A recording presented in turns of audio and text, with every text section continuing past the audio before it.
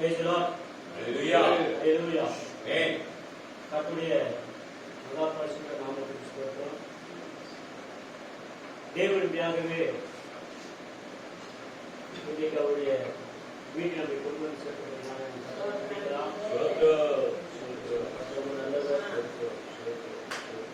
போன வாரத்தில் தேவனை தவறாக புரிந்து கொள்ளப்படுதல் இங்கே செய்தியில நாம் பார்த்தோம்.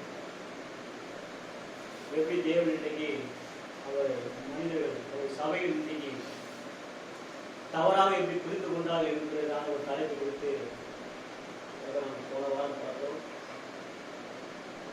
இன்றைக்கு வேறு தலைப்பு கொடுப்பதாக நம்மளுக்கு தேவனுடைய வார்த்தைக்காக கொண்டு வரதுக்கு முன்பாக தயவு செய்து நம்ம எழுந்து என்று ஏசாயா தீர்க்கதரிசி புத்தகம் 35ஆம் அதிகாரத்தை நாம் செய்து கொள்ளலாம். 29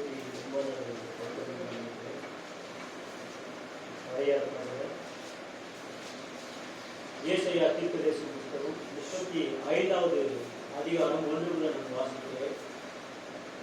வனாந்திரமும் வறண்ட நிலமும் மகிழ்ந்து கடுகளை கடித்து புஷ்பத்தை போல செழிக்கும். அது மிகுதியாய் செழித்து பூரித்து ஆழ்ந்த கழிப்புடன் பாடும். லீபோரின் மகிமையும் கர்மேல் சாரோன் என்பவர்களின் அலங்காரமும் அதுக்கு அளிக்கப்படும். அவர்கள் கர்த்தருடைய மகிமையும் நமது தேவனுடைய மகத்துவத்தையும் காண்பார்கள். தளர்ந்த கைகளை திடப்படுத்தி தள்ளாடுகிற முழங்காலை பலப்படுத்துங்கள். மனம் பதறுகிறவர்களை பார்த்து நீங்கள் பயப்படாதீர்கள், திடன் கொள்ளுங்கள். இதோ உங்கள் தேவன் நீதியை சரிக்கட்டவும் உங்கள் தேவன் பதிலளிக்கவும் வருவார். அவர் வந்து உங்களை ரட்சிப்பார் என்று சொல்லுங்கள். அப்போது குருடரின் கண்கள் திறக்கப்பட்டு செவிடரின் செவிகள் திறவுண்டு போகும். அப்போது மூடவன் மானை போல் குதிப்பான். ஊமையின் நாவும் கெம்பரிக்கும். வனாந்திரத்திலே தண்ணீர்களும் கடுவெளியிலே ஆறுகளும் பாய்ந்து வரும். எட்டாந்திரை தண்ணீர் தாளமும் வறண்ட நிலம் நீர்த்துகுளமாகும். வலு சர்ப்பங்கள் காவலித்து கிடந்த இடங்களிலே புல்லும் கொழுக்கையும் நாணலும் உண்டாகும். அங்கே பெரும்பாதையான வழியும் இருக்கும். அது பரிசுத்த வழி எனப்படும். தீட்டுள்ளவன் அதிலே நடந்து வருவதில்லை. அந்த வழியில் நடக்கிறவர்கள் வேதையா இருந்தாலும் திசை கெட்டு போவதில்லை. அங்கே சிங்கம் இருப்பதில்லை. துஷ்ட மிருகம் அங்கே போவதில்லை. அங்கே காணப்பட மாட்டாது. மீட்கப்பட்டவர்களே அதில் நடப்பார்கள். கர்த்தரால் மீட்கப்பட்டவர்கள் திரும்பி ஆனந்த கழிப்புடன் பாடி சீயோனுக்கு வருவார்கள். நித்திய மகிழ்ச்சி அவர்கள் தலையின் மேல் இருக்கும். சந்தோஷமும் மகிழ்ச்சியும் அடைவார்கள். சந்தனமும் தவிப்பும் ஓடிப்போ. வாசிக்கப்பட்டதான் இந்த தேவனுடைய வார்த்தை கற்று நமக்கு ஆசீர்வாதத்தை கூட்டி தரும்படியாக ஒரு விஷயம் நம்முடைய கண்களை மூடி தலையை தாக்கி ஜெபிக்கலாம். இரக்கத்தில் ஐஸ்வர்யம் உள்ள தேவநாயகி கர்த்தாவே, வானத்துக்கும் பூமிக்கும் மத்தியஸ்தா இருந்து மீட்பு திட்டத்தை ஆண்டவரே எங்களுக்கு சிறுவையில மீட்டு தந்தவரே உங்களுக்கு ஸ்தோத்திரம். ஆண்டவரே, நாங்கள் இந்த மகத்தான தேவனுடைய வீட்டில் ஆண்டவரே வேதத்தை வாசித்து ஆண்டவரே நாங்கள் பாடி ஆண்டவரே கர்த்தருடைய வார்த்தை நாங்கள் கழிக்கூட எங்களுக்கு இந்த நாளை நியமித்ததுக்காக உங்களுக்கு நன்றி. ஆண்டவரே, எளியவர்களை குழிந்திருந்து குப்பையிலிருந்து தூக்கினவரே ஸ்தோத்திரம். ஆண்டவரே, இதோ நாங்கள் ஆண்டவரே வெகு சிலராக நாங்கள் தேவனுடைய வீட்டில் நாங்கள் குடியிருக்கிறோம். ஆண்டவரே, உங்களுக்கு நாங்கள் நன்றி செலுத்துகிறோம். வாசிக்கப்பட்ட வேத ஆண்டவரே பாகத்துடைய ஆசீர்வாதங்களுக்கு கொண்டித்தாலும் ஆண்டவரே உங்களுக்கு நாங்கள் நன்றி செலுத்துகிறோம். பிரம்மாவோட சீஷர்கள் அப்பத்தை போது அவருடைய கண்கள் திறக்கப்பட்டது போல ஆண்டவரே தேவனுடைய வார்த்தை இவர்கள் மட்டும் மீட்கப்படும் போது ஆண்டவரே எல்லா ஆண்டவரை குறுக்கு பாதைகளும் ஆண்டவரே திறக்கப்பட்டு ஆண்டவரே அந்த மகாபரிசுத்த தேவனை காணைகள் தன்னை திருவித்தார். சமூகத்தில் தாழ்த்துகிறோம். ஆண்டவரே ஆண்டவரே யாகவே சபையானது திறக்கப்படாத ஒரு சூழ்நிலை மக்கள் அங்கங்கே ஆண்டவர் வீடுகளிலே ஜெபித்துக் கொண்டும் ஆண்டவரே வீடுகளிலே ஆராய்ந்து கொண்டு இருக்கிறதான் இந்த காலகட்டத்திலே ஆண்டவரே இந்த சபை மக்களுமாய் ஒவ்வொருத்தருக்காக ஜெபிக்கிறோம். அவர் எல்லாரையும் ஆசீர்வதியும் பரிசுத்த வேதத்தின் வார்த்தையின் மத்தியிலே ஆண்டவரே தேவ ஆசீர்வாதத்தோடு நமக்கு கடந்து வரும்படி நாங்கள் ஜெபிக்கிறோம். காத்துகிறோம். நேரப்பட்ட கர்த்தராகிய இயேசு கிறிஸ்துவின் கரத்திலே ஒப்புக் கொடுக்கிறோம்.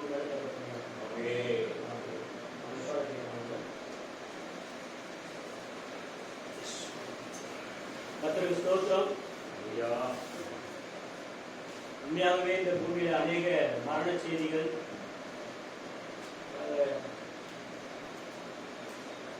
மறித்துக் கொண்டிருக்கிற ஒவ்வொரு நபருடைய அந்த பெயர்களை கேட்கும் போதுதான் சும்மாவே அது மனதுக்கு மிகவும் ஒரு சஞ்சலத்தை ஏற்படுத்துகிறது.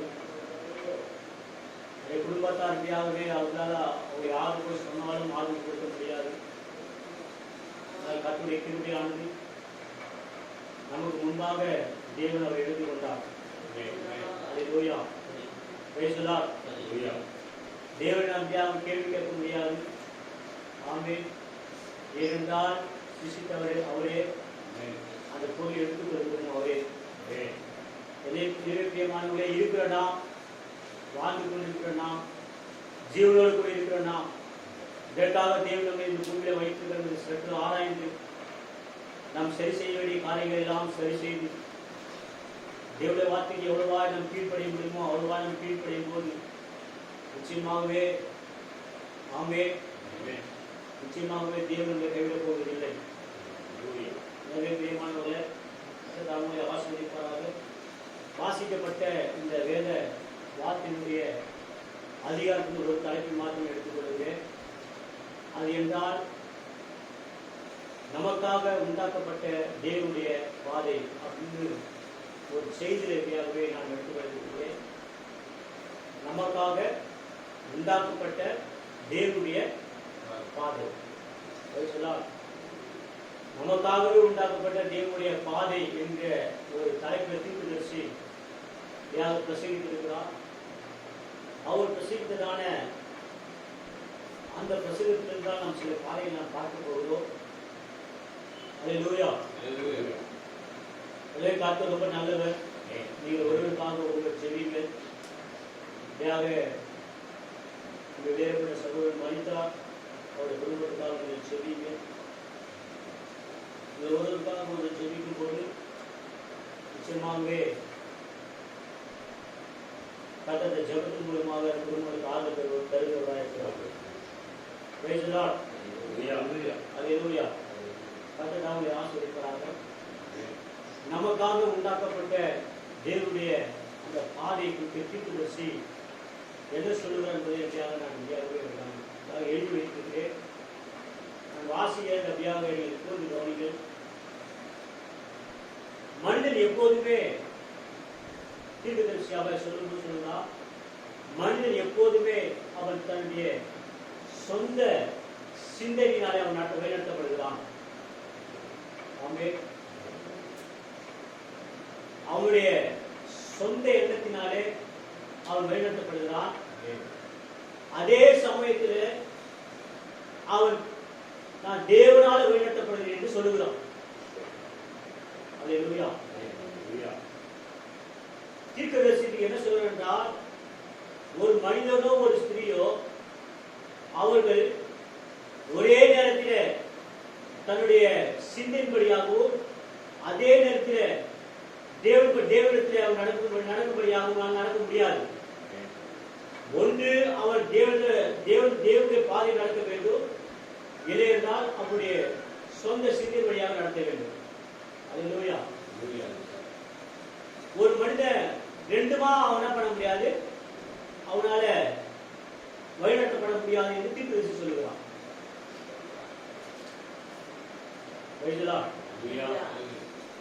இப்படி சொல்லிட்டுங்களா, உலகத்தில் இருந்துட்டு ஒரு மனிதன் கிறிஸ்துவுக்குள்ள இருக்குன்னு சொல்ல முடியாது. உலகம் உங்களுக்கு புரியுதா?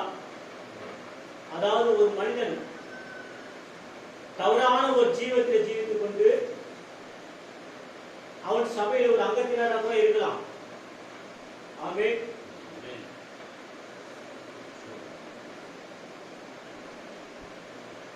அவன் இப்படியாகவே சாராயத்தை குடித்துக் கொண்டு அவன் சபையிலே ஒரு போஸ்டிங்ல கூட அவன் இருக்கலாம். என்ன சொல்லுகிறான்? ஒரு மனிதன் தன்னுடைய சொந்த சிந்தத்தின்படி அவன் நடந்துகிட்டே அவன் தேவனுடைய பாதையை நடக்கிறான் என்று இன்னைக்கு மனிதன் சொல்லுகிறான். அப்படி அல்ல. ஒரு மனிதன் அவன் முதலாவது தேவ சிந்தை நடத்தப்பட வேண்டும், தேவனுடைய பாதை நடத்தப்பட வேண்டும். இல்லை என்றால் அவனுடைய சிந்தையிலே அவன் வழிநடத்தப்பட வேண்டும். இந்த ரெண்டு தவிர இவர் ஒன்றுமே இடத்தில் சொல்கிறார். அல்லேலூயா. இஸ்ரவேலர்கள் எகிப்திலிருந்து கானான் தேசத்துக்கு கொண்டு போக வேண்டும் என்கிறதான ஒரு காரணத்தினால தேவன் இஸ்ரவேலை அவருடைய பாதையில் அவர் நடத்தினார் என்று சொல்கிறார். ஆமென். அவங்கெல்லாம் தன்னுடைய சொந்த சிந்தன்படி அவர் போகிறதுக்காக தேவன் அனுமதிக்காமல் தேவன் அவர்களை அவருடைய பாதையில் அவர் நடத்தினாராம். அல்லேலூயா. நீங்க கவனிச்சீங்கன்னாக்கா தேவன் ஒரு மனிதனையோ ஒரு ஸ்திரீயோ அந்த தேவன் அந்த மனிதனை வழிநடத்துவாரானால் அவருடைய பாதையில அவர் நடக்க செய்வாரானால் அந்த பாதையில கொஞ்சம் வித்தியாசமா இருக்கும். அந்த பாதையெல்லாம் பார்த்தீங்கன்னா கொஞ்சம் வித்தியாசமா தான் இருக்கும், வினோதமா இருக்கும் என்று சொல்லுகிறார். அந்த பாதையில வினோதமான ஒரு பாதை என்று சொல்லுகிறார். எப்படி சொல்ல பாருங்க. தீர்க்கதரிசி இப்படியாகவே மோசே இஸ்ரவேலை இப்படியாக எகிப்திலிருந்து அப்படியாக வனாந்தர யாத்திரையை கொண்டு போகும்போது குறுக்காக சிவந்த சமுத்திரமானது இருந்தது. ஆமென். அந்த குறுக்கா போவதற்கு ஒரு நிறைய வழி உண்டு. அல்லேலூயா. எகிப்துக்கும் கானான் தேசத்துக்கும் எத்தனை நாள் போலாம் என்று தீர்க்கதரிசி மூன்றாம் யாத்திரையாக விளக்குகிறார். ஆனால் ஒரு 40 வருஷம் அவள் எகிப்திலிருந்து கானானுக்கு போறதுக்கு 40 வருஷம் எடுத்துக்கொண்டது. அது தேவனுடைய பாதை. நல்லபடிய பிரியமானவர்களே, அந்த பாதைலாம் தீர்க்க சொல்லுகிறார். அந்த பாதை வினோதமான பாதையா இருந்துச்சான். அவர் சிவந்த சமுத்திரத்தை வந்து நிற்கும் போது குறுக்கால அந்த செங்கடல் அவருக்கு முன்பாக நிற்கும் போது இஸ்ரவேலர்கள் இந்த வழியே சரியில்லை, நம்ம வேற வழியெல்லாம் போலாம் நினைச்சிட்டு இருந்தாங்க. மோசே போய் இங்க இந்த வழியில நம்ம நிக்க வச்சுட்டு நாங்க எகிப்துல இருந்தோம்னாக்கா எங்களுக்கு வந்து அடிமைப்படுத்தினாலும் நல்ல ஒரு ஆகாரம் கிடைச்சது. ஆனா மோசேயுடைய அவருடைய வழியில நாங்க வழிநடத்தப்பட்டதுனால சிவந்த சமுத்திரத்துக்கு முன்பாக வந்து எங்களை நிறுத்திட்டாரு. பார்வோனுடைய சேனைகள் பின்னாடி அவங்க கோபத்தோடு கூட வராங்க. அவருடைய கத்திக்கு நாங்கள் இரையாக வேண்டுமா என்று சொல்லி இஸ்ரவேலர்கள் எல்லாம் அப்படியாக கலங்கி கொண்டிருக்கும் போது தீர்க்கதரிசி சொல்லுகிறார், அது தேவனுடைய பாதை என்று சொல்லுகிறார். தேவனுடைய பாதை எப்போதுமே அது வினோதமான ஒரு பாதையாக தான் இருக்கும் என்று தீர்க்கதரிசி வில்லியம் மரியம் சொல்லுகிறார். அல்லேலூயா. எல்லாருடைய பார்வையும் ஆமென் இப்படியாகவே பின்னிட்டு பார்க்கிறாங்க. பார்வையுடைய சேனை கட்டிக்கொண்டு பூச்சிகளோடு கூட அவங்க இப்படியாகவே புகமண்டலத்தோடு கூட பறந்து வந்து அப்படியாக படையாக வந்து கொண்டிருக்கும் போது ஆமென் எல்லா இஸ்ரவேலர்கள் எல்லாம் இப்படியாகவே மோசேயை பார்த்து அப்படியாக சண்டையிட்டுக் கொண்டிருக்கும் போது பூச்சையிட்டுக் கொண்டிருக்கும் போது அவன் மீது கோபப்படும் போது ஆமென் அப்போது தீர்க்கதரிசி அல்லேலூயா மோசே யாருடைய பாதையிலே போனார் என்றால் வானத்தை பூமி சிருஷ்டித்த யெகோவா எப்படி வழிநடத்தினாரோ அந்த பாதையில அவர் போனார். ஆமென். அல்லேலூயா. அந்த பாதையிலே போற எந்த ஒரு மனுஷனுக்கும் ஸ்திரீக்கும் ஒரு கால் சேதமடையாது. ஆமென்.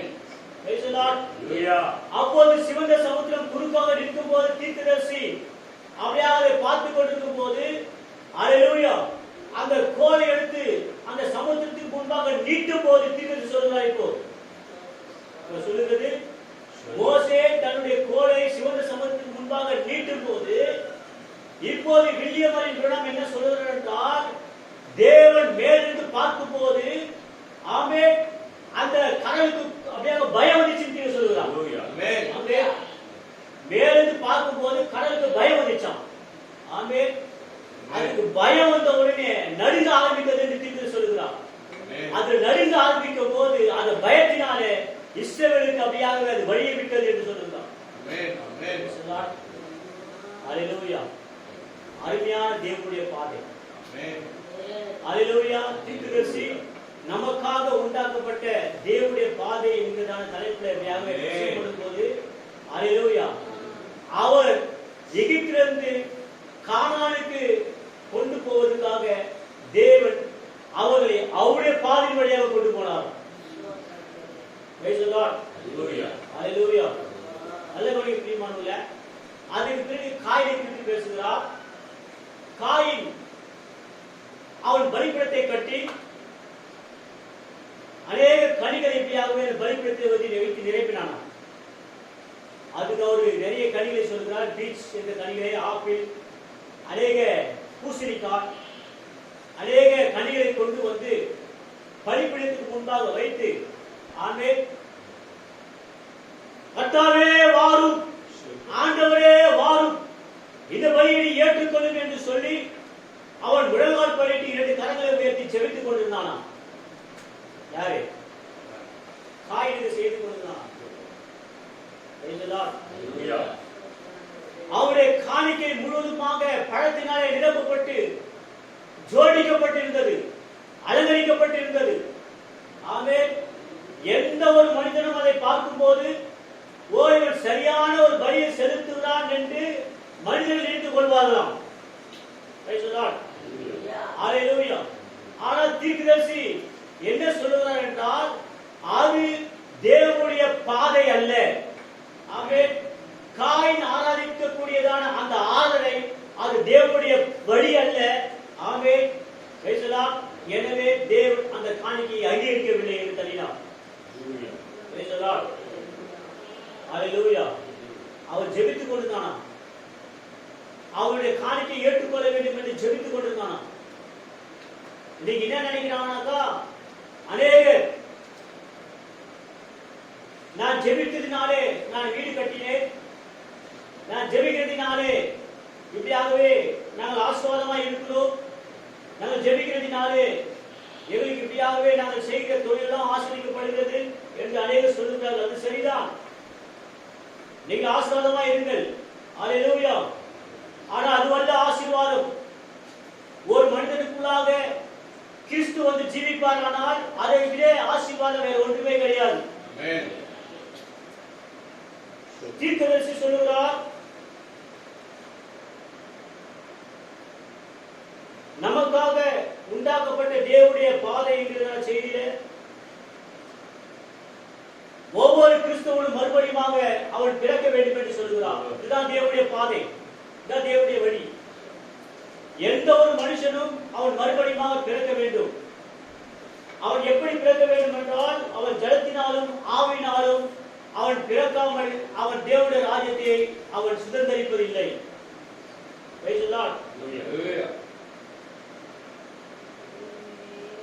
மறுபடியும் பிறக்காத எந்த ஒரு கிறிஸ்தவனும் அவன் தேவனுடைய ராஜ்யத்திலே அவன் பிரவேசிப்பதில்லை என்று தீர்க்கதரிசி சொல்கிறார்.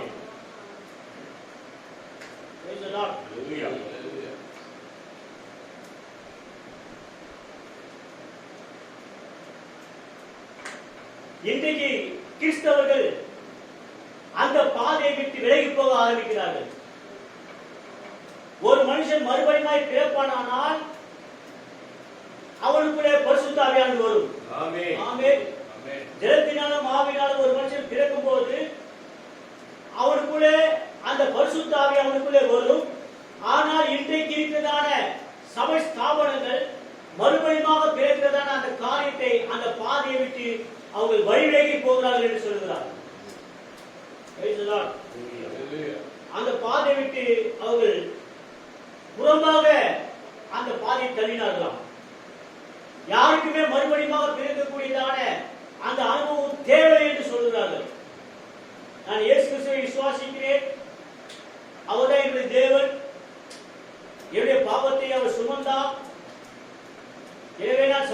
போகிறேன், வேதத்தை வாசிக்கிறேன், கர்த்தரை ஆசீர்வதிக்கிறார், அது எனக்கு போதும் என்று சொல்கிறார்கள். அப்படி அல்ல அருமையான சகோதரனே, நீங்கள் ஒவ்வொரு மறுபடியும் பிறக்க வேண்டும். எப்படி பிறக்க வேண்டும் என்றால், ஜலத்தினாலும் ஆவியினாலும் என்று வேதம் சொல்கிறது. ஜலம் என்றால் தண்ணீர், ஆவி என்றால் பரிசுத்த ஆவி. அப்படியானால் ஒரு மனுஷன் எப்படி அவன் மறுபடியும் பிறக்க வேண்டும் என்றால், எந்த ஒரு மனுஷனும் கர்த்தராகிய இயேசு கிறிஸ்து நாமத்தினாலே அவன் மறுபடியும் பிறக்க வேண்டியதா இருக்கிறது. ஹல்லேலூயா. ஒரு மனுஷன் கர்த்தராகிய இயேசு கிறிஸ்து நாமத்தினாலே நாசனம் பெறாமல் அவனால் மறுபடியும் பிறக்கவே முடியாது. இந்த பாதையை அநேக நிகாரித்து தள்ளுகிறார்கள் என்று தீர்க்கதரிசி சொல்கிறார். ஆமென். தீர்க்கதரிசி சொல்கிறார், நானே வழியும் நானே சத்தியமும் நானே ஜீவனுமாய் இருக்கிறேன். ஆமென்.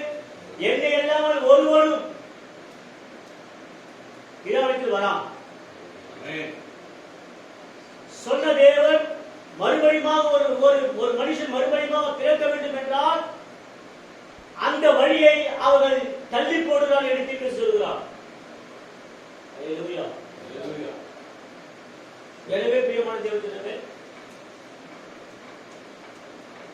ஒரு கிறிஸ்தவன்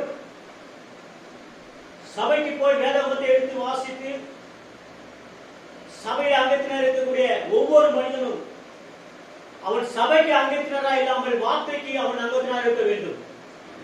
ஆமென். அவன் மறுபடியும் கர்த்தராகிய இயேசு கிறிஸ்து நாமத்தினாலே அவன் நாசனத்தால் ஒழிய அவன் பரிசுத்தாவை பெறவே முடியாது. பரிசுத்தாவை பெறுவதற்கு ஒரே ஒரு வழி மாத்திரமே உண்டு. மனம் திரும்பி பாவம் மன்னிப்புக்கென்று இயேசு கிறிஸ்து நாமத்தினாலே அவன் ஞானசத்தை பெறும்போதுதான் அவனுக்குள்ளே பரிசுத்தாவியே வரும். அதை பெறாத எந்த ஒரு சபையும் எந்த ஒரு மனிதனும் ஸ்திரீயும் தேவனுடைய பாதையை அவர்கள் புறமாக தள்ளுகிறார்கள். அதற்கு பின்பாக நமக்காக உண்டாக்கப்பட்ட தேவனுடைய பாதை என்கிறதான இந்த செய்தியிலே தீர்க்கதரிசி எபிரேய பிள்ளைகளை குறித்து பேசுகிறார். 3 எபிரேய பிள்ளைகளை குறித்து பேசுகிறார். சாத்ராக், மேஷாக், ஆபேத்நேகோ என்கிறதான 3 எபிரேய பிள்ளைகளை பேசும்போது நேபுகாத்நேசர் நிறுத்தி வச்சிருந்ததான பொற்சிலையை வணங்காத யாவரையும் அக்னி சூளையிலே அவர்கள் இப்படியாக போடப்பட வேண்டியிருக்கிறதான ஒரு சட்டத்தை கேட்ட இந்த 3 எபிரேய பிள்ளைகளும் இரவு முழுவதுமாக ஜெபித்துக் கொண்டிருந்தார்கள் என்று சொல்கிறார். அல்லேலூயா. தேவனால் உண்டாக்கப்பட்ட அந்த பாதை, நமக்காக தேவனால் உண்டாக்கப்பட்ட பாதையை தான் செய்தியிலே தீர்த்து சொல்கிறார். அந்த 3 எபிரேய பிள்ளைகளும் அவர்கள் ஜெபித்துக் கொண்டிருந்தார்களாம். காலையில் எழுந்தவுடனே ராஜாவுடைய அந்த சட்டத்துக்கு அந்த பொற்சலையை வணங்குவதற்கு அந்த இடத்திலே கொண்டு வரப்பட்டார்கள். அப்போது ராஜா கேட்கிறார், இப்போது எபிரேய பிள்ளைகளே, நீர் இப்போது என்ன செய்ய போகிறீர்கள்? அந்த பொற்சிலையை வணங்கப் போகிறீர்களா?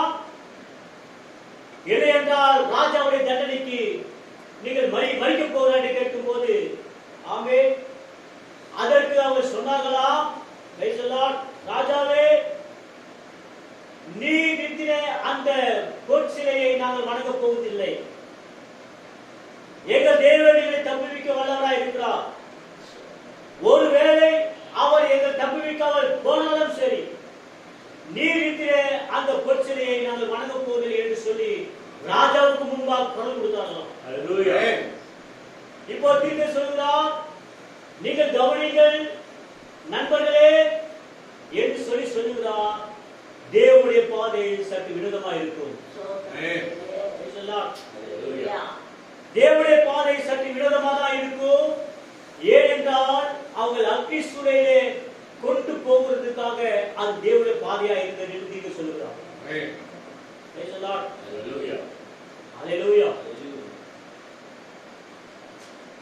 அவர்கள் அதை பேசிக் கொண்டிருக்கும் போது தீர்க்கதரிசி இப்படியாகவே போது அவர் சொல்லுகிறார், பொற்சிலைக்கு முன்பாக மேலே வாசிக்கப்பட்டு, கீதவாதிகள் வாசிக்கப்பட்டு, நாதஸ்வரங்கள் வாசிக்கப்பட்டு, எல்லாரும் இந்த சிலைக்கு முன்பாக கோஷம் போட்டு அந்த சிலைக்கு முன்பாக விழுந்து கிடக்கும் போது 3 தலைகள் மாத்திரமே நிமிர்ந்து நின்று கொண்டிருந்ததாம். எல்லா மனிதர்களும் இவரை பார்க்கும் போது தலையை அழித்துக் கொண்டு சாக போகிறார்கள் என்று கத்தினார்களாம். அதுதான் தேவனுடைய பாதை என்று தீர்ப்பு சொல்லுகிறார். அவங்க தேவனுக்காக நிற்கும் போது அப்போது அந்த நேபுகாத்நேசர் கேட்டாரா,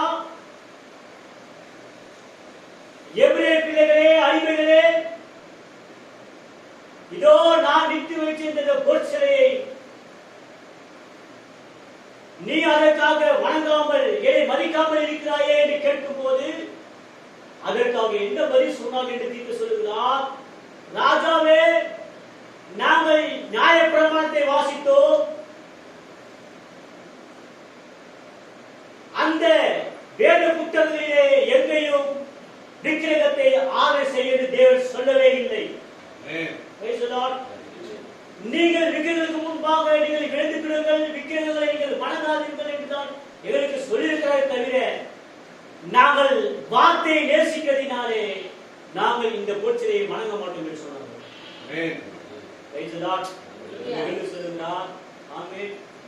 அது சற்று விரோதமாக இருந்தது என்று சொல்கிறார்.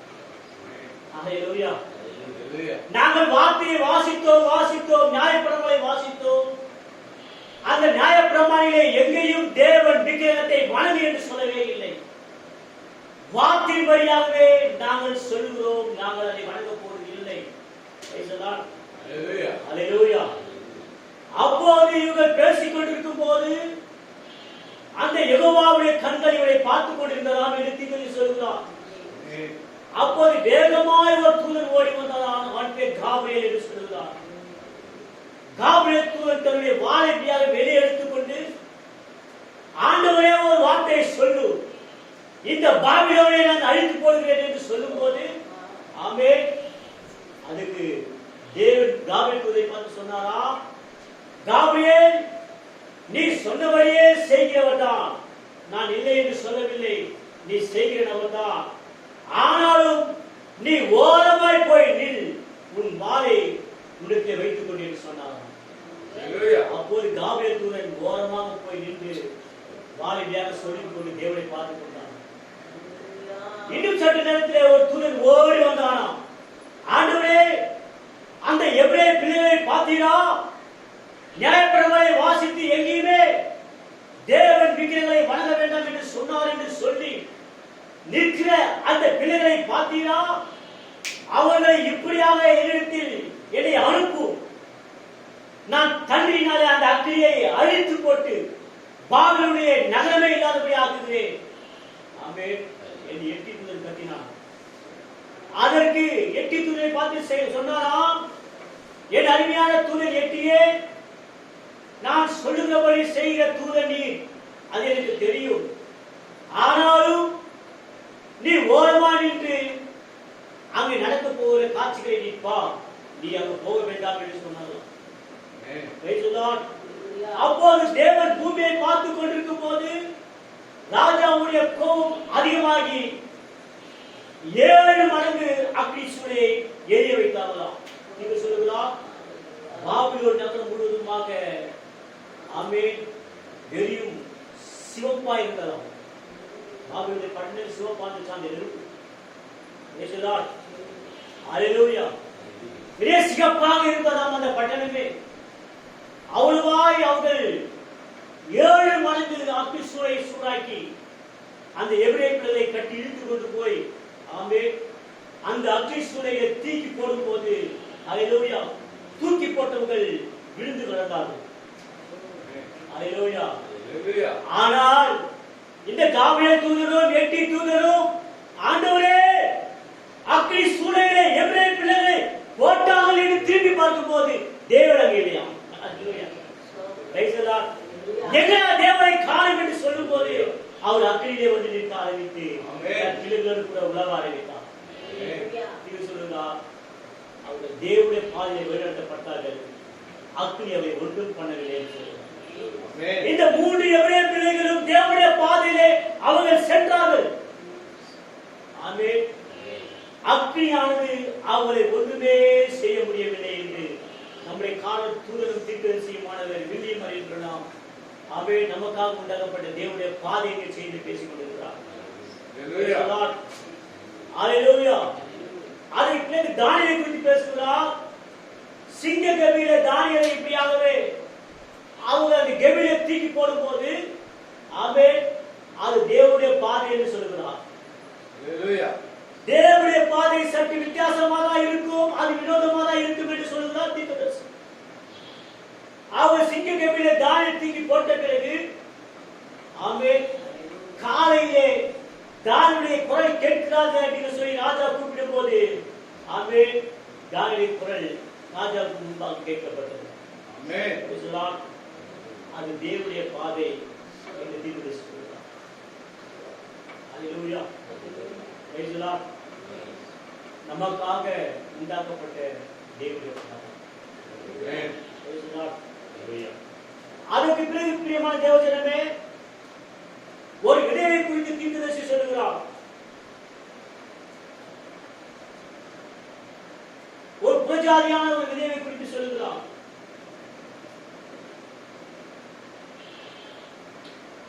அவருடைய தேசத்திலே பஞ்சமாகி மக்கள் எல்லாம் மடிந்து கொண்டிருக்கிறதான அந்த வேளையிலே ஆமென், ஒரு ஏழை விதவை, வயதான ஒரு விதவை, அவருடைய வீட்டுல கொஞ்சம் மாவும் கொஞ்சம் எண்ணெயும் மாத்திரமே இருந்து ஆமென், தன் பிள்ளைக்காக அவள் விறகை பொறுக்கிக் கொண்டிருந்தாளாம். அப்பொழுது தீர்க்கதரிசி சொல்கிறார், தேவன் எலியாவை தேவனுடைய பாதையை நடத்தினார். அல்லேலூயா. பஞ்சமா இருக்குது, ஒரு வீட்டை போய் நடத்துறாரு. அவங்க வீட்டுல இருக்குது கொஞ்சம் மாவும் கொஞ்சம் எண்ணெயும் தான். ஒரு வேலைக்கு அப்பத்தை சுட்டு 2 பேரும் சாப்பிட்டு பண்ண போறாங்க. அதுக்கப்புறமா அவங்களுடைய கழிவு கிடையாது, சாவ போறாங்க. அந்த வீட்டுக்கு போக சொல்லுகிறாராம். தேவனுடைய ரூட்டு கவனிங்க பிரியமானவர்களே, தேவனுடைய அந்த பாதையை கவனிங்க. அப்பொழுது அந்த ஏழை ஸ்திரீ, அந்த விதவை ஸ்திரீ விறகை பொறுக்கிக் கொண்டு அதை சமைப்பதற்காக அவர் வீட்டுக்குள்ளே செல்லும் போது வாசலிலே எலியா என்கிறதான ஒரு தீர்க்கதரிசி அந்த ஸ்திரீயை அழைக்கிறார். அப்படியாக எனக்கும் கொஞ்சம் அப்பத்தை சுட்டுக் கொண்டு ஆமென் கொஞ்சம் தண்ணீரை கொண்டு வா என்று சொல்லும் போது அந்த ஸ்திரீயானவள் சொல்கிறார், ஆமென், என் ஆண்டவனே, எங்கிட்ட இருக்கிறது கொஞ்சம் மாவும் கொஞ்சம் எண்ணெயும் தான், வேறு இடத்திலே இல்லை.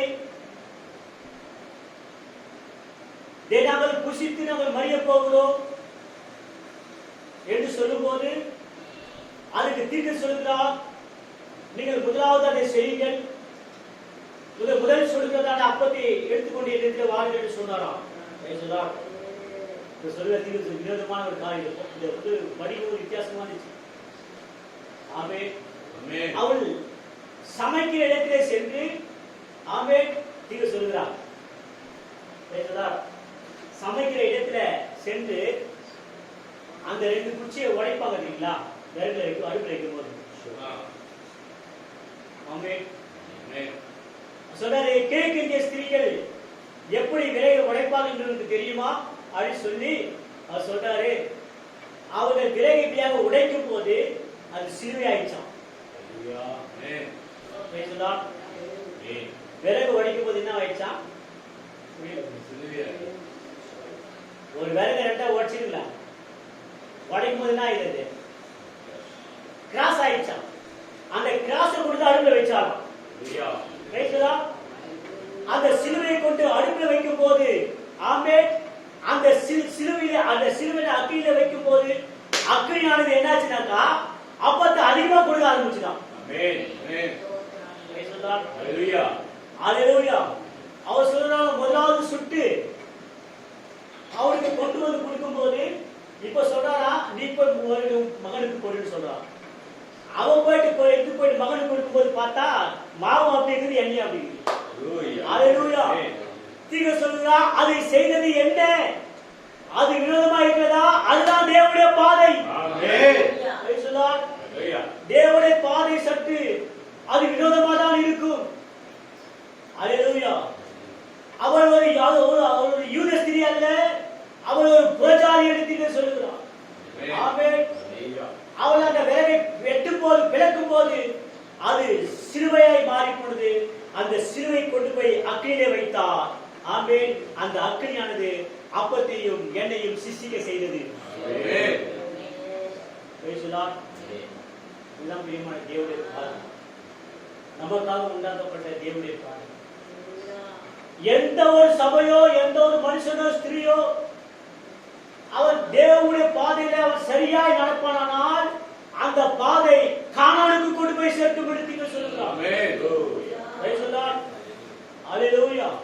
அந்த பாதையானது அவன் சரியான காலேஜ் பர்னயா அதை கானானுக்கு கொண்டு போய் சேர்க்கும் தேவனுடைய பாதையை சொல்லுகிறார். அல்லேலூயா. பரலோக ராஜ்யத்துக்கு போகிறதுக்கு குறுக்கான வழி ஏதும் இல்லை என்று தீர்க்க சொல்லுகிறார். ஆமென். குறுக்கால எந்த ஒரு மனுஷனும் எந்த ஒரு சபையும் பரலோகத்துக்கு போக முடியாது. ஒரு மனுஷன் பரலோகத்துக்கு போக வேண்டும் என்றால் அவன் தேவனுடைய பாதையில் நடத்தப்பட வேண்டும். ஒரு சபையுடைய பாதை அல்ல, ஒரு பிஷப்புடைய பாதை அல்ல. ஆமென். ஒரு பேராயருடைய பாதை அல்ல. அல்லேலூயா. வேர்ட் ஆஃப் காட், தேவனுடைய வார்த்தை தான் ஒரு மனுஷனை பரலோகத்துக்கு கொண்டு போய் சேர்த்து விடும். ஆமென். அல்லேலூயா. ஒரு ஸ்திரீயை குறித்து தீர்க்க சொல்லுகிறார். ஒரு அழகான ஒரு பெண் கையில் வேத புத்தகத்தை வைத்துக் கொண்டு அப்படியாகவே அல்லேலூயா என்று சிரித்துக் கொண்டு வந்தார், நடந்து கொண்டு வந்தார். ஒரு நாத்திகன் அந்த சிரிப்பெண்ணை பார்த்து, ஏ பெண்ணே இங்க வா அப்படி கூப்பிட்டான். அந்த பெண் கையில பைபிள் எடுத்துட்டு அவங்கிட்ட போச்சான். என்ன ஒரே சிரிப்பா சிரிச்சுட்டு வர, உனக்கு என்ன ஆச்சு அப்படின்னு கேட்கும்போது, உனக்கு தெரியுமா பெரியவரே, மதிப்புக்குரியவரே, நான் கிறிஸ்துவினால் ரட்சிக்கப்பட்டு பரிசுத்தாவை பெற்றேன் என்று சொன்னாலாம். கிறிஸ்துவினாலே பெற்று கிறிஸ்துவை பெற்று நான் பரிசுத்தாவை பெற்றேன் என்று சொல்லும் போது அந்த நாத்திகன் சொன்னாரா, பரிசுத்தாவை கிறிஸ்து ஒருவர் இருக்கிறார் உனக்கு தெரியுமா, நீ அதை விசுவாசிக்கிறாயா அப்படின்னு கேட்கும் போது, ஆமா நான் அதை விசுவாசிக்கிறேன் அப்படின்னு சொன்னான். உன் கையில என்னன்னு கேட்டாராம். ஏன் கையில இருக்கிறது தேவனுடைய வார்த்தை பரிசுத்த வேதாகம்னு சொல்லும் போது, உண்மையாகவே இது பரிசுத்தமான வேத புத்தகம் என்று உன்னால விசுவாசிக்கிறாயா? ஆமா நான் விசுவாசிக்கிறேன் அப்படின்னு சொன்னான். அதுக்கப்புறம் நாத்தி கேட்கிறாரா, யோனா என்கிறதான ஒரு தீர்க்கதரிசி ஒரு மனுஷன் நினைவே பட்டணத்துக்கு அந்த பட்டணத்துக்கு வரும்போது ஒரு மீனுடைய வயிற்றில இருந்தானே, அந்த மீன் வந்து நினைவே பட்டணத்துக்கு கட்டிச்சு, அது நீ உண்மை நீ நம்புறியா அப்படின்னு கேட்கறான் நாத்திங்க. அது சொன்னாரா, அது உண்மை, அதை நான் விசுவாசிக்கிறேன் சொன்னாலும். அல்லேலூயா. நீ எப்படி உண்மையை நம்புற அப்படின்னு கேட்கும் போது, நான் முதலாவது மரித்து பரலோகத்துக்கு போவேனானால் நான் யோனா தீர்க்கதரிசிகிட்ட போய் அவரை நான் கேட்பேன், நீ எப்படி 3 நாட்கள் நீ மீனுடைய வயிற்றில் இருந்தா என்று கேட்பேன் என்று அதுக்கு அந்த நாத்திகிட்ட பதில் சொன்னாங்க. அது நாத்திக என்ன சொன்னா, நீ பரலோகத்துல போய் பார்க்கும் போது யோனா அங்க இல்லைனாக்கா அப்ப நீ என்ன செய்வ அப்படின்னு சொல்லும் போது அவர் சொன்னாரா, அப்ப நீ போய் யோனாவை கேளு. புரியுதா உங்களுக்கு? புரியுதா? பரலோகத்துல யோனா இல்லைன்னா வேற எங்க இருப்பாரு?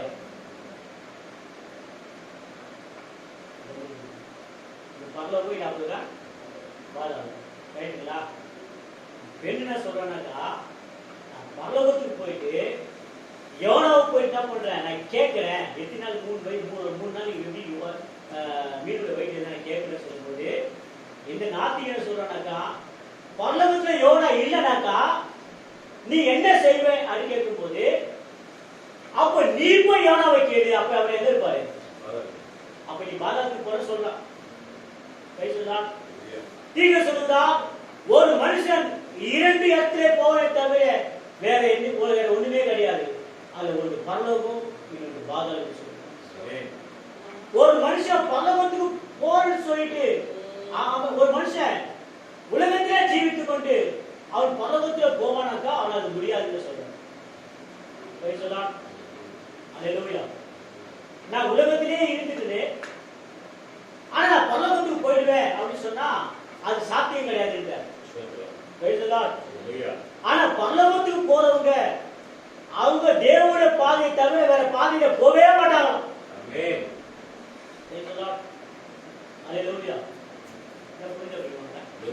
பரலோகத்துக்கு போகிற எந்த ஒரு புருஷனோ ஸ்திரியோ சபையோ அவர்கள் தேவனுடைய பாதையை தவிர வேற எந்த ஒரு பாதைக்கும் அவங்க குறுக்கால போக முடியாது. நமக்காக உண்டாக்கப்பட்ட தேவனுடைய பாதை. அருமையான சபையார்களே, சகோதரர்களே, நீங்க தயவு செய்து கூட்டு கவனிங்கள். தேவன் ஒரு வழியை இந்த பூமியில உண்டு பண்ணார். நித்திய ஜீவனை சுதந்திரிக்கும்படியாய் நித்திய ஜீவனுக்கு போகிறதுக்காக தேவன் ஒரு வழியை உண்டு பண்ணார். அது என்ன வழி என்றால் இந்த கடைசி காலத்திலே தேவன் ஒரு தீர்க்கதரிசியை இந்த பூமியில் அனுப்பினார். அதுதான் தேவனுடைய பாதை.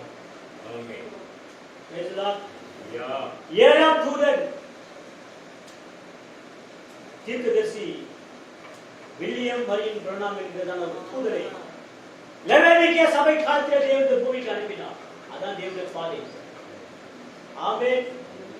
அந்த பாதையிலே எந்த ஒரு மனுஷன் போகிறானோ அவன் வினோதமாக வழிநடத்தப்படுவான்.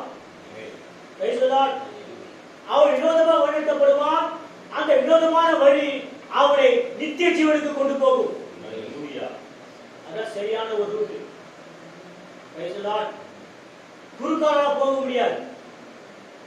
ஏழாம் தூதனை பார்க்க முடியாத இருக்கிறதால் எந்த ஒரு மனுஷனும் நித்திய ஜீவனுக்குள்ள நுழைய முடியாது.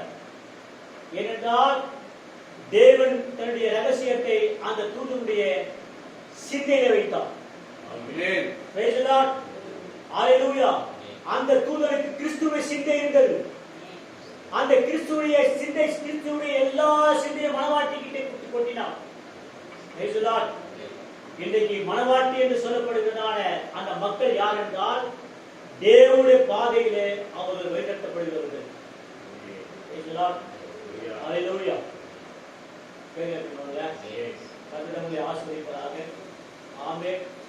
இந்த கடைசி காலத்துல தேவனுடைய பாதையில போகிறதான எந்த ஒரு நபரும் அவர் மனம் திரும்பி பாவம் மன்னிப்பு கேட்டு அவர் கர்த்தராகிய இயேசு கிறிஸ்து நாமத்தினால் ஞானஸ்நானத்தை பெற்று அவர் போகிறார்களே, அதுதான் தேவனுடைய பாதை. வேற குறுக்கால போக முடியாது. பிதா குமாரன் பரிசுத்த ஆவி என்று அவரை பட்ட பெயரினால் ஞானஸ்நானம் எடுத்து நான் பரலோகத்துக்கு போவேன் என்று சொன்னால் அது ஒரு காலம் உணர முடியாது. வேறுபட்ட சகோதரே சகோதரியே, அது தேவனுடைய வழி அல்ல, அது தேவனுடைய பாதை அல்ல. ஆமென். அந்த ஒரே தேவன் ஒரே நாமத்தை வெளிப்படுத்தப்பட்டார். அந்த ஒரே ஒரு நாமம் கர்த்தராகிய இயேசு கிறிஸ்து. அதுதான் பிதா குமாரன் பரிசுத்த ஆவியுடைய நாமம், கர்த்தராகிய இயேசு கிறிஸ்து. இந்த நாமத்தினால் ஞானஸ்நானம் பெறுகிறதான எந்த ஒரு சபையோ எந்த ஸ்திரியோ புருஷனோ அவர் தேவனுடைய பாதையில அவர் நடந்து செல்கிறார். அவனுக்கு மாத்திரம்தான், அதாவது அவனுக்கு மாத்திரம்தான் கேட் திறக்கப்படுமே தவிர மற்ற எந்த ஒரு நபருக்கு கேட் திறக்கப்படாது. நீ ஒரு சபையில அங்கத்தினா இருந்தாலும் சரி, ஒரு சபையில டீக்கனா இருந்தாலும் சரி, ஒரு ட்ரஸ்டியா இருந்தாலும் சரி, ஆமென், நீ ஒரு பேராளரா இருந்தாலும் சரி, நீ ஒரு பிஷப்பா இருந்தாலும் சரி, நீ 100 சபைக்கு தலைவனா இருந்தாலும் சரி, நீ யாரா இருந்தாலும் சரி, நீ பாட்டு நடத்துகிற ஒரு பாட்டு குழு தலைவராக இருந்தாலும் சரி, வேத அறிவு வேத கல்வி ஞானம் பல டிகிரி பட்டங்கள் பெற்றிருந்தாலும் சரி, நீங்கள் பரலோகத்துக்கு போக வேண்டிய ஒரே ஒரு வழி கர்த்தராகிய இயேசு கிறிஸ்து நாமத்தினால் ஞானஸ்நானத்தை பெறும்போது உங்களுக்கு கேட் ஓபன் ஆகும். அந்த ஒரு வழியாகத்தான் நீங்கள் பரலோகராஜ்யத்தில் பிரவேசிக்க முடிய வேற வழியே நிச்சயமானது. நமக்காக உண்டாக்கப்பட்ட தேவனுடைய பாதை. இந்த பாதையிலே வழிநடத்தப்பட்டவர்கள் தான் சாத்ராக், மேஷக், ஆபேத்நேகோ. இந்த பாதையிலே வழிநடத்தப்பட்டவர்கள் தான் அப்போஸ்தலர்கள். இந்த பாதையிலே வழிநடத்தப்பட்டவர்கள் தான் 7 சபைக்கான தூதர்கள். இந்த பாதையிலே வழிநடத்தப்படக்கூடியவர்கள் தான் தேவனுடைய விலையேறப்பட்ட மனைவி. அவர்கள் தான் இந்த பாதையை வழிநடத்தப்படுவார்கள். நமக்காக உண்டாக்கப்பட்ட தேவனுடைய மகத்தான அந்த பாதை. அன்பான தேவஜனமே, ஆமென். நமக்கென்று ஒரு ரூட் அல்ல, நமக்கென்று ஒரு பாதை அல்ல. ஆமென். நமக்கு ஒரு பாதை கொண்டு அந்த பாதை கர்த்தராகிய இயேசு கிறிஸ்து நடந்து போகிறார். அந்த பாதை நம்ம எல்லாரும் நடந்து போகிறோம். ஹalleluya. இப்படி சொல்லுங்க கவனிக்க பிரியமானவர்களே, யெகோவா தேவன் நடந்து போனார். அதுக்கு பின்பாக நோவா நடந்து போனார். அதுக்கு பின்பாக மோசே நடந்து போனார். ஆமென். ஆபிரகாம் நடந்து போனார். யாக்கோபு நடந்தார். Price the Lord. எல்லா தீர்க்கதரிசிகளும் நடந்தார். சாமுவேல் தீர்க்கதரிசி நடந்தார். எலியா தீர்க்கதரிசி நடந்தார். ஏசாயா நடந்தார். மல்கியா நடந்தார். ஆமென். அந்த யெகோவா தேவனுக்கு பின்பாக ஆமென் எல்லா அப்போஸ்தலர்கள் நடந்தார்கள். எல்லா தூதர்களும் நடந்தார்கள். இன்றைக்கு அவருடைய மனவாட்டி நடந்து போகுது. ஆமென். ஹalleluya. Praise the Lord. ஹalleluya. அந்த ஒரே ஒரு ரூட் தான் அவர் எங்கே இருந்தாரோ அங்கே கொண்டு போய் சேர்க்கிறார். ஆமென். மேலே தேவன் மேலிருந்து கீழேக்கு வந்தால் அதே தேவன் தான் நம்மை மேலே கொண்டு போகிறார். ஆமென். Praise the Lord. அதான் தேவனுடைய நமக்காக கொடுக்கப்பட்டதான தேவனுடைய பாதை. Praise the Lord. அந்த பாதையில போகும்படியான கண்களை கர்த்தர் நமக்கு திறந்தார். எத்தனையோ வருஷங்கள் ஸ்தாபனங்களே குருடாக இருந்தோம். ஸ்தாபனுடைய கட்டுக்கதைகளுக்கும் ஸ்தாபனுடைய தவறான உபதேசங்களுக்கும் செவி கொடுத்து ஆமென் அந்த கர்த்தராகிய இயேசு கிறிஸ்துவை காணக்கூடாதபடிக்கு கண்கள் குருடாக்கப்பட்டிருந்தோம். Price the Lord. ஹalleluya. நம்மை இப்படியாகவே நம்முடைய கண்களை திறக்கக்கூடியதான ஒரு கடைசி கால செய்தி நம்முடைய கண்களை திறந்தது. தேவனும் செய்தியும் ஒன்று. ஆமென். பத்திமையுடைய கண்ணை திறந்த அதே இயேசு கிறிஸ்து தான் இன்றைக்கு வார்த்தையாய் நம்முடைய கண்களை திறந்து லவோதிக்கேயா சபைக்கால் தூதருக்கு பின்பாக நடக்க செய்தார். யாருக்கு லவோதிக்கேயா சபைக்கால் தூதர்? ஆமென். அவர்தான் சகோதரர் வில்லியம் மரியம் பிரணாம். ஆமென். ஏற்றுக்கொண்டவர்கள், அவரை விசுவாசிக்கிறவர்கள், ஆமென், நீங்கள் பாக்கியவான்கள். ஏனென்றால் தேவன் தம்முடைய ரகசியத்தை தீர்க்கதரிசிக்கு வெளிப்படுத்தாமல் ஒரு காரியத்தையும் செய்யலாம். அவருடைய ரகசியம் முழுவதும் தீர்க்கதரிசி வில்லியம் மரியம் கொட்டினார். ஆமென். வில்லியம் மரியம் தேவனுடைய மனவாட்டி கூட எல்லாவற்றையும் கொட்டினார். Price the Lord. ஆமென். இன்னைக்கு தேவனுடைய பாதையிலே வேறுபட்ட மனைவி நடந்து கொண்டிருக்கிறார். நமக்காக உண்டாக்கப்பட்ட தேவனுடைய பாதை. Praise the Lord. அந்த பாதையில் போகிறவங்க எல்லாரும் பாக்கியம் வைத்தியமானவர்கள். அது ஒரு ஆசீர்வதிப்பார். ஒருவருக்காக ஒருவர் செவியுங்கள். Price the Lord. யாராவது பலவீனமாய் இருக்கிறீர்கள் கேள்விப்படுகிறனால் அவருக்காக நீங்கள் முழங்கால் படித்து ஆண்டவரே ஒரு விஷயம் அவரை காப்பாற்றும் என்று சொல்வீர்கள். ஆமென். அதுதான் உங்களை ஆசீர்வதிப்பார்கள். தேவன் ஒவ்வொரு நாளும் உங்களை பாதுகாத்துக் கொள்கிறார்.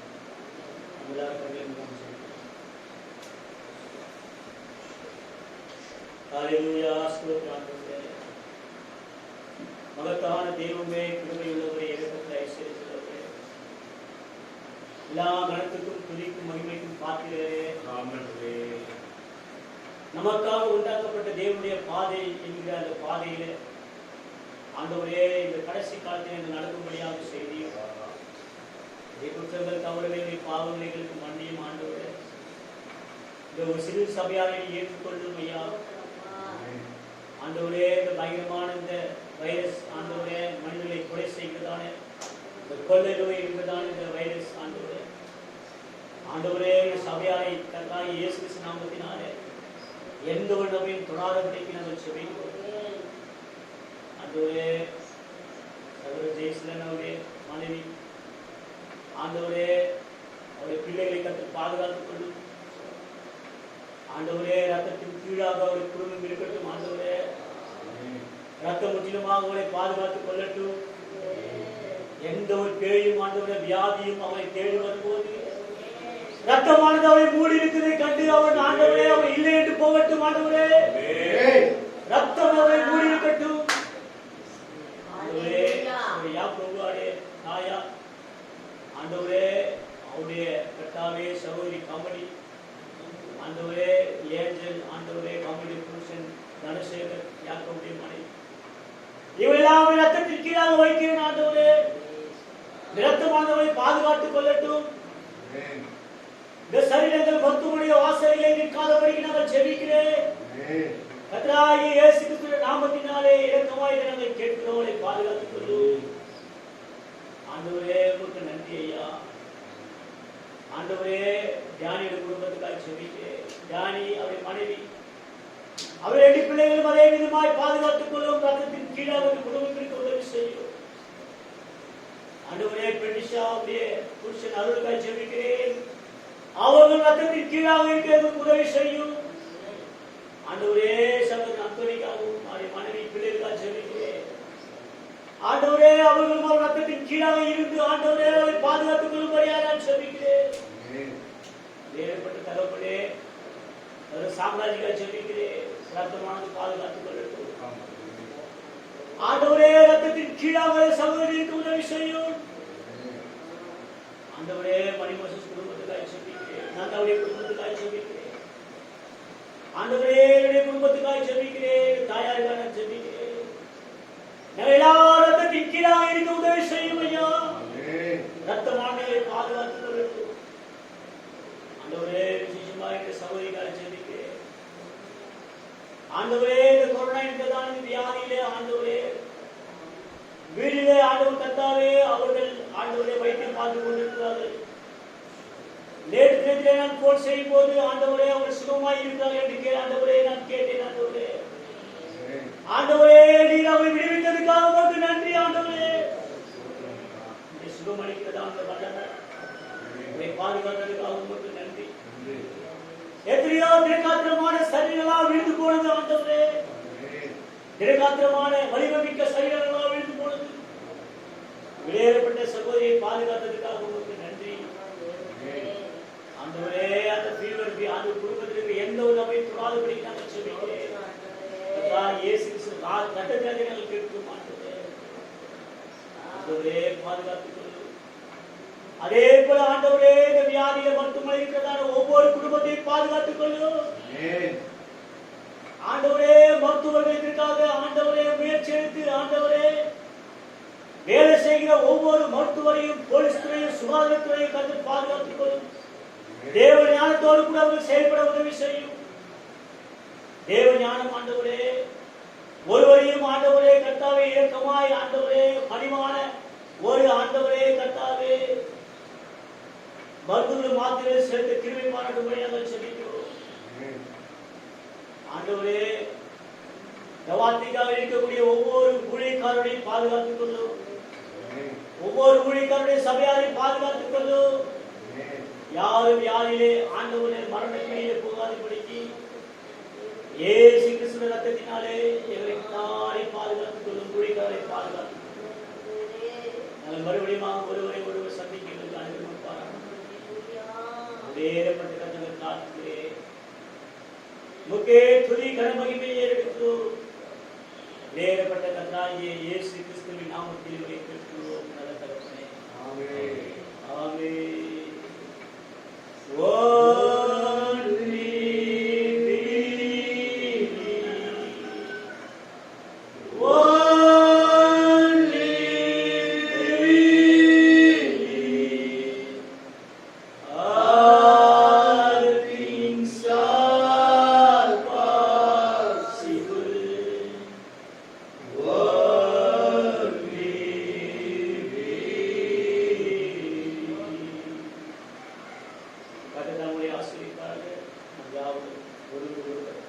கிறிஸ்துவுக்குள்ளாக வார்த்தைகளை வாழ்த்தி